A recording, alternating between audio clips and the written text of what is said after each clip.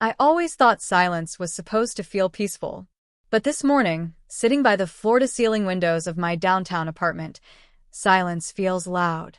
The city hums beneath me, coffee carts, car horns, 1,000 strangers chasing something. And here I am, holding my phone, staring at a single unread message. Family meeting. Tonight. 7 p.m. Don't be late. Dad. Just like that. No greeting. No explanation. It's been 3 years since I last heard his voice, 3 years since I told him I wouldn't hand over the inheritance Mom left me. My thumb hovers over the message, the soft vibration of my phone still echoing in my hand. I take a slow sip of coffee, tasting the bitterness before it hits the back of my throat. The air feels heavier than it should. Maybe it's the memories creeping in, that last argument, his words sharp enough to cut through blood ties. I glance at the clock. 8:42 a.m. I have meetings, deadlines, a life I built brick by brick without him. And yet, a part of me, the little girl who once waited by the door for him to come home, still stirs. I should delete the message. Ignore it. Pretend I didn't see it. But my hands are already shaking, and I whisper to no one. Fine, Dad. One more time. It was raining that night, the kind of rain that soaks through even when you're standing still. Dad's house looked smaller than I remembered, but maybe that's what happens when you finally stop seeing someone as a hero. I remember walking in, the air thick with cologne and tension. His new wife, Teresa, sat on the couch with her legs crossed, her diamond bracelet catching the light like a warning. My half-brother, Kyle, scrolled through his phone, pretending I wasn't there. Dad didn't even hug me. He just nodded toward the dining table, papers already laid out like some kind of business deal. Olivia, he said, adjusting his glasses. We need to talk about your mother's estate. My heart sank. I knew where this was going. I sat down, my hands in my lap, the edge of the table pressing against my ribs. He started talking about family trust, shared ownership, keeping it in the family. But when I asked what he meant by that, Teresa's smirk said everything. We just think it's best if your inheritance is managed, she said, sipping her wine. You're still young, honey. Money can be a big responsibility. Young? I was 26, paying my own rent, working 2 jobs, and still sending flowers to his birthday every year. Mom wanted me to have that money, I said quietly. It's mine. Hurl made that clear. Dad's eyes hardened. The same eyes that once looked at me with pride now looked at me like I was a stranger. You're being selfish, he snapped. You think your mother would have wanted you to turn your back on your family? The word selfish hit me harder than I expected. My fingers trembled under the table, and for a second, I thought I might cry. But then I remembered the last conversation I had with Mom, her weak voice whispering, "Promise me you'll protect what's yours, Liv." I reached into my bag and touched the small silver locket she'd given me before she passed. Inside it, her wedding photo and a folded note that read, "Never let guilt disguise itself as love." I stood up. The chair scraped loud against the floor. You don't get to touch Mom's money, I said, voice steady now. Not for you. Not for her. Not for anyone. Dad slammed his fist against the table, papers flying. You walk out that door, don't bother coming back.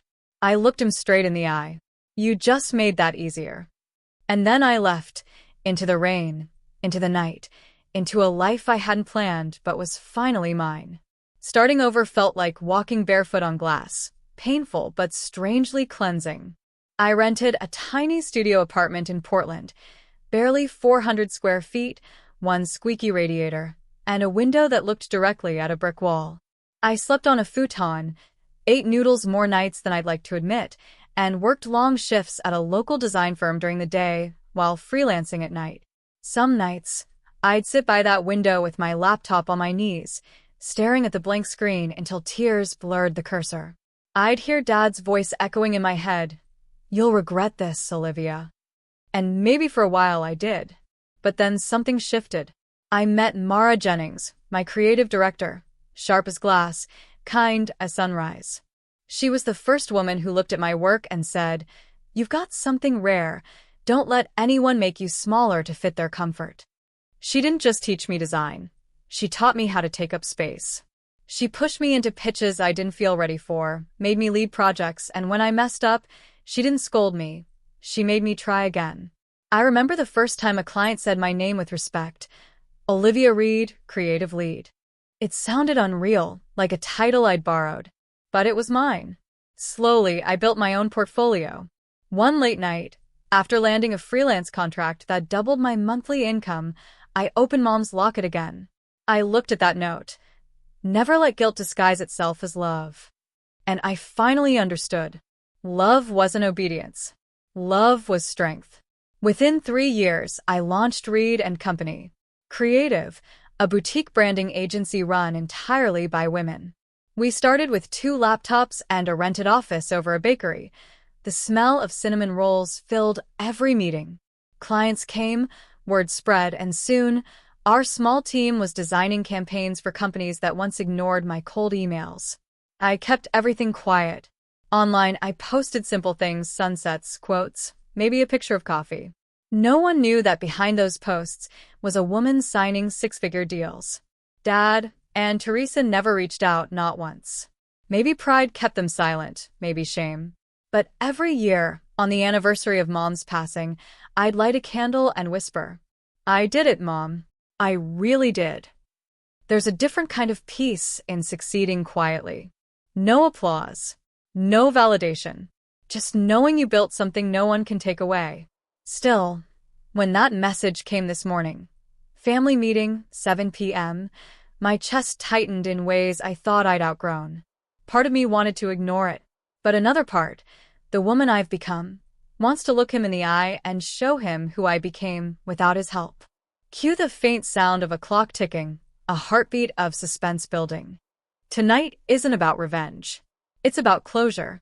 And maybe, just maybe, a little justice. The restaurant smelled of cedarwood and old money, the kind of place my father loved to take clients to remind them he was someone. As I walked in, every head turned. Maybe it was the black suit, tailored, sharp, or maybe it was the quiet confidence that came from knowing I didn't owe anyone in that room a thing. A hostess led me to the private dining area. The door opened, and there they were, my father, Teresa, and my half-brother Kyle. Same table, same tension. Only this time, I wasn't the trembling girl begging to be heard. Dad's expression didn't change. "Olivia, you came." I smiled faintly. "You asked for family, didn't you?"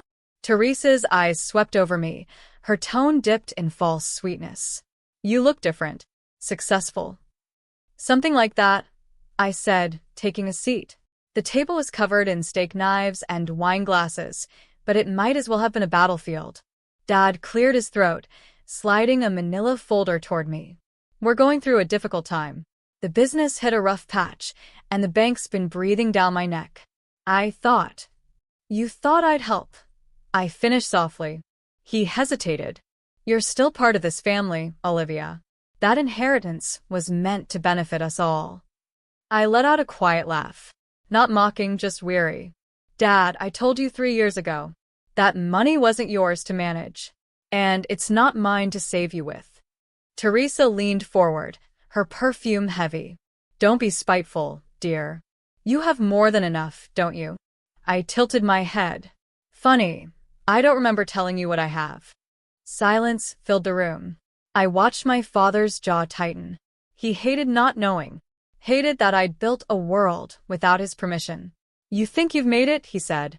"You wouldn't have had a cent if it weren't for your mother's money." That was his mistake. Because the truth, the one I'd kept quiet for years, was finally ready to be spoken. I leaned back in my chair, calm, almost serene. "You're right. I did start with Mom's money.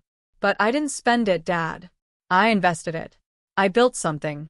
Reed & Company. Creative. Maybe you've heard of it." Kyle blinked. "Wait, that's you?" "That agency's everywhere right now. They just landed the Baxter and Stone campaign."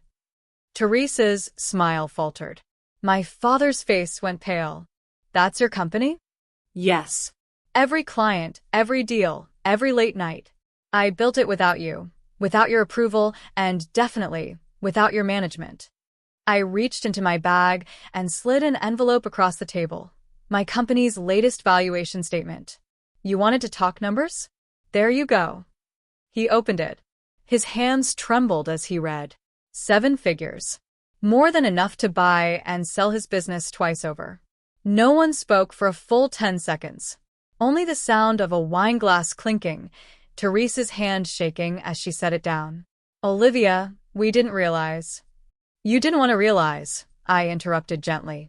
You saw me as your daughter, when I was useful. When I wasn't, I was just another obstacle. Dad's shoulders dropped. For the first time, he looked small. The man who once towered over me now sat speechless, staring at the woman he underestimated. I stood, smoothing my blazer. I didn't come here to gloat. You called a family meeting, so here's the truth. I don't owe you money, but I do owe myself peace. I turned toward the door, then paused. You wanted me to share Mom's inheritance.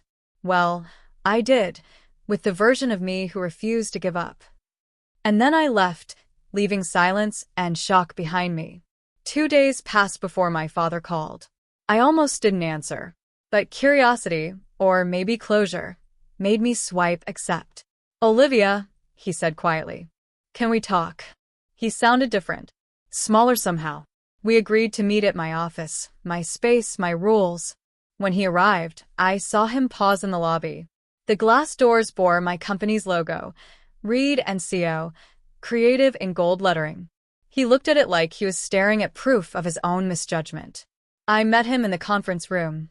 Wide windows, sunlight spilling across marble. He ran a hand over the table and whispered, almost to himself, You really did all this? Yes, I said softly. All of it. He nodded, eyes glistening just enough for me to see the man behind the pride. I made mistakes, he said. Teresa, she pushed me. I thought I was protecting the family. I just didn't think you'd make it on your own. I didn't reply right away. I looked at the framed photo on the wall, me and my small team, all smiles, sleeves rolled up after our first big campaign. That picture was my family. Dad, I said finally, I'm not here to punish you, but if you're asking for help, there are conditions. He nodded slowly. Name them. I took a deep breath, steady and deliberate. First, transparency. No hidden debts, no fake promises. If I invest, I see everything. Second, I don't fund ego. If this business can't be rebuilt with honesty and respect, it dies where it stands. And third, I hesitated, then smiled faintly. You treat me like a partner, not a daughter with a wallet. He looked down, the weight of the past hanging between us. You've changed, he murmured. No, I said gently. I just stopped trying to earn love that should have been unconditional. There was silence, the kind that carries both regret and release. He finally extended his hand. Then, let's start over. On your terms. I shook his hand, but I wasn't naive. Trust wasn't restored with one gesture. It had to be rebuilt, like everything else in my life. Teresa called a week later. Her tone was brittle, rehearsed. I heard you're helping your father. Maybe we can all have dinner sometime? Maybe, I said. If honesty's invited too. She laughed awkwardly, then hung up. Kyle, on the other hand, texted me late one night. You inspire me, Liv. Thinking about starting my own business. That one made me smile, because maybe, just maybe, something good could come from all this. Power didn't feel like revenge anymore. It felt like peace, like standing on solid ground and choosing who gets to share the view. As I watched Dad leave my office that day, sunlight glinting off the glass doors, I realized something. He finally saw me, not as the girl who refused him, but as the woman who rebuilt herself from that refusal. It's been 6 months since that day in my office. 6 months since I stopped running from my past and started walking toward peace. Dad kept his word. He sold off the parts of his business that were built on pride and started fresh, humbler, smaller, but honest this time. We don't talk every day, but when we do, the conversations don't end in silence anymore. Teresa surprised me too. She called last month, not to ask for money but to apologize. Maybe guilt, maybe growth. I didn't press to know. Some things are better left between God and the conscience. And Kyle, he actually did it. He launched his own design startup, sent me a screenshot of his first client contract. I sent him flowers and a message. Proud of you. Keep it yours. Funny how life loops back on itself. The girl who once lost everything became the woman people came to for advice. This morning, before heading to a client meeting, I stopped by the small park where Mom used to take me every Sunday. The air smelled of wet grass and old memories. Kids laughed near the swings. I sat on the same bench she used to love and opened the silver locket I'd carried all these years. Inside, her smile still shimmered beneath the glass. The folded note, faded at the edges, still read the same. Never let guilt disguise itself as love. I finally smiled back at her. Because I get it now. Love isn't giving until it hurts. It's giving without losing yourself. I closed the locket, letting it rest against my heart, and whispered, "You were right, Mom. You always were." As I stood to leave, the city's wind brushed through my hair, and I felt lighter. Not because everything was perfect, but because I no longer needed anyone's permission to be at peace. For years, I thought refusing my father meant breaking the family. But all it did was rebuild me. Camera pans out. Olivia walking down the park path, sunlight flickering through trees, locket glinting against her blouse. Final voiceover line. I didn't give my dad my inheritance. I gave myself my freedom, and that turned out to be worth everything.